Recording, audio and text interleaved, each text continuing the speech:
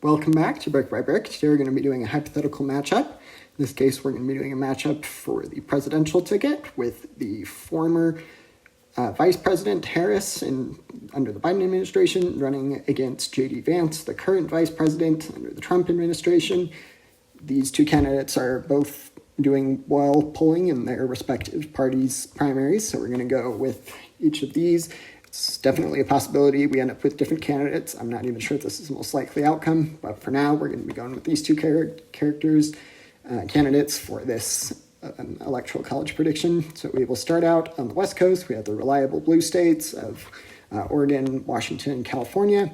And I do think that under the current state of the economy, the market has not been doing very well.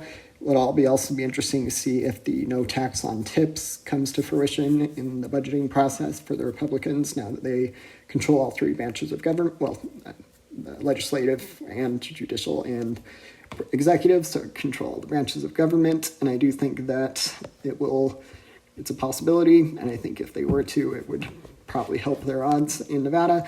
But I don't think under the current economic conditions that Republicans would be able to win the state again. And I think it's probably going to be a different case in Arizona. This state went to Trump by the biggest margin of all of the 7 swing states. So I do think that it will be difficult to overcome that margin. Biden was able to do it in 2020, and I do think that in the long run, the state will likely slide towards the Democratic leaning. But I do think for now it's just going to be a tilt red swing state, but nonetheless still 11 electoral college votes for the Republican ticket for J.D. Vance.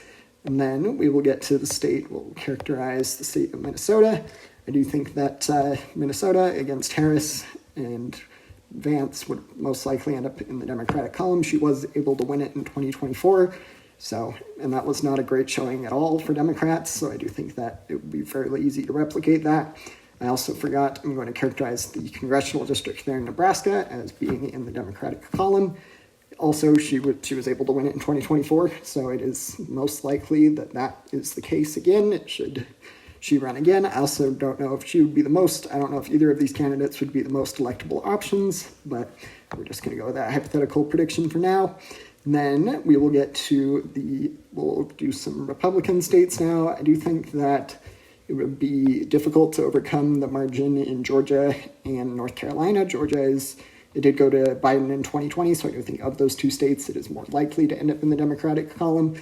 But for now, I do think that Harris probably wouldn't be able to win the state of Georgia.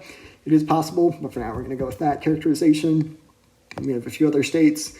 We'll characterize the state of New Hampshire there for the Democrats. Harris was able to win this in 2024 as well. And then we get really to these 3 important Rust Belt states. If they all go to the Democrats, they get a victory. They can even afford to lose the state of Nevada and still get to that 270 electoral college votes. On the Republican end, though, the J.D. Vance really just needs any one of these states. He can get it through just Wisconsin, just Michigan, or just Pennsylvania.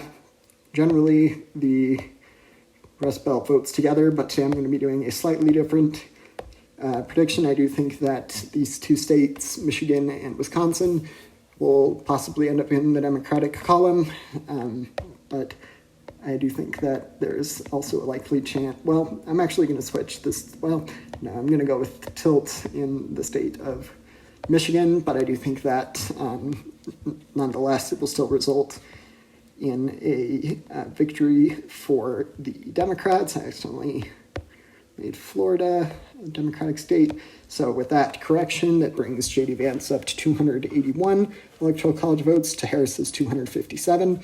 Like I said, this is just a hypothetical matchup, so we'll see what actually happens in the primaries. But for now, this is what I predict. Feel free to let me know if you have any questions. Don't forget to like and subscribe. Thanks. Bye.